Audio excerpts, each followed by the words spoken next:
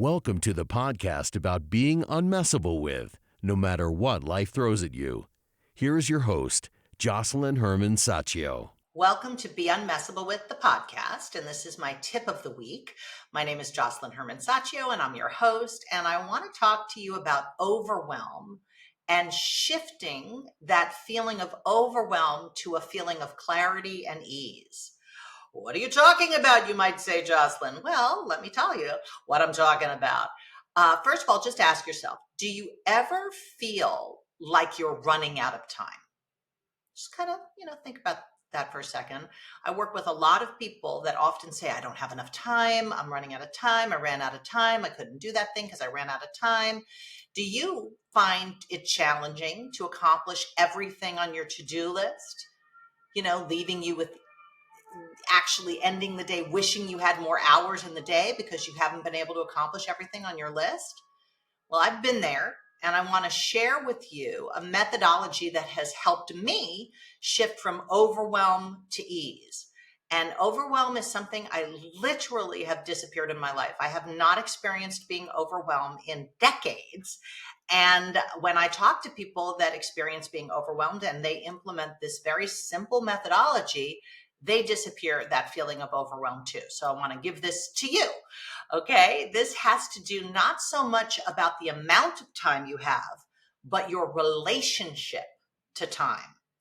And that sounds a little odd, but we all have a relationship to time, and it's unique to each of us. Some of us have the kind of relationship where we never have enough time.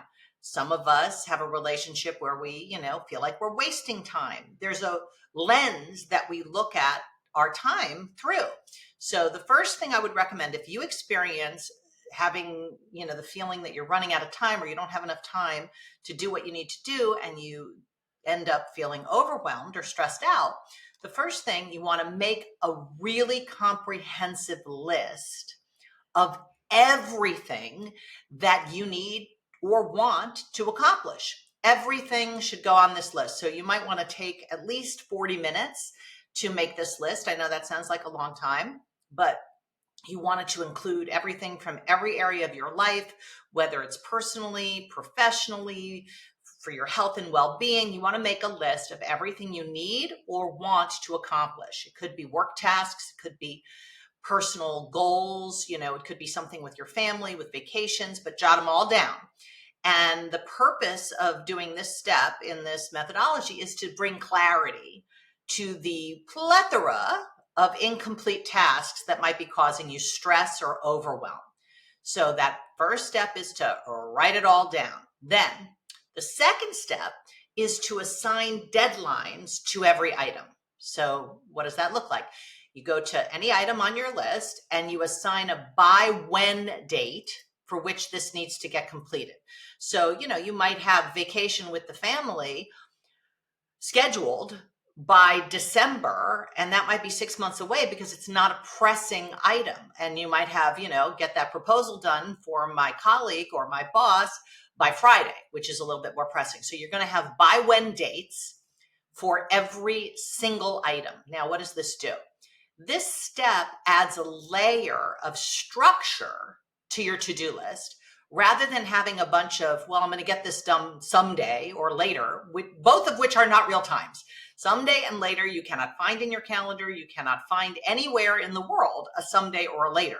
So this adds reality and it adds a layer of structure, helping you to prioritize and manage your time effectively. If you have a to-do list that doesn't have by whens, it's not really a real to-do list because it's not tied to reality. Reality always has actions that are time bound. So put the by whens next to every item. And then the third step is to schedule the tasks in your calendar. So when you say, I want to, be on vacation by December, there's going to be a lot of actions that have to happen before that vacation actually happens. So one is to book the ticket.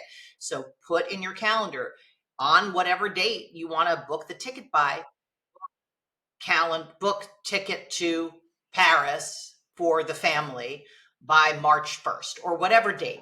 So you want to have it in your calendar, not in the to-do list. So you take everything that you did in the to-do list and you begin to transfer every item. And as you cross off the items, including the actions that are going to comprise that item actually being accomplished, you're going to be crossing them off your to-do list. So your to-do list is going to get more and more complete, less and less long, and it actually is going to get transferred into tangible, time-bound plans that live in reality, not in your head, not on your someday, one day later list. This is going to transform your to-do list into a tangible action plan.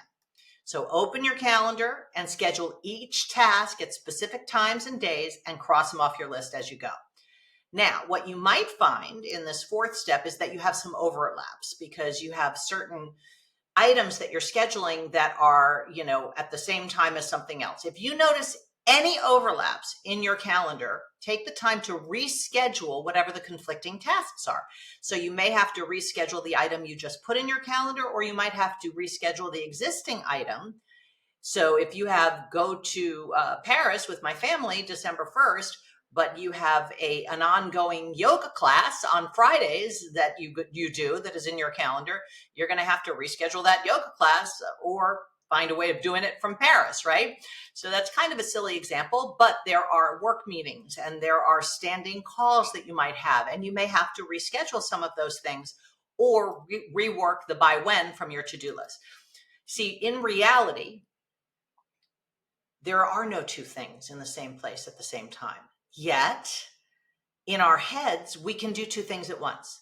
We can have, a meeting, and the time it's going to take to get to the meeting exist in the same place at the same time. And that's not real. You actually have to separate things so that no two things exist in the same place on your calendar, because they can't in reality. So ensure there's no overlaps. This is something that I do on a daily basis because I'll schedule a meeting and I'll have a block of time scheduled for checking emails or writing newsletters or scheduling podcast episodes. And I will have to move those blocks. If it's there in my calendar, I can move it, but I refuse to have anything overlapping because that is a lie in my calendar. And if you have a lie in your calendar, you have a lie in your life. That's how I relate to it, at least. Then you want to do step 5, which is actually reflect on all your accomplishments. Actually look at the crossed off list, that to-do list that was once so long and took you, 40 minutes or more to write. Look at the experience of having crossed off all those items. What is that like for you? And don't skip this step. This is an important step because as you look at the physical list being crossed off and things disappearing and being scheduled into real actual events in your real calendar, you're going to get present to something. And you want to ask yourself, what is the experience right now of having accomplished all of that? Even though you haven't accomplished the tasks yet, you've accomplished scheduling them. And if you honor your word with your schedule, all those things are a done deal. So it's like you've actually taken a step to take overwhelm out of your life and clarity and ease into your life if you execute the plan that you just created. So take a moment and acknowledge and appreciate the shift from overwhelm to clarity. Now, this last step is really where the magic happens, okay? This is when you actually do what you said you were going to do by when you said you were going to do it. When you execute those actions and those results start to become real and realized in your life, that's when the real transformation happens. When you turn your word into actions and then results. So embrace the magic of what I call abracadabra, because abracadabra in ancient Hebrew and Aramaic literally means with my word I create.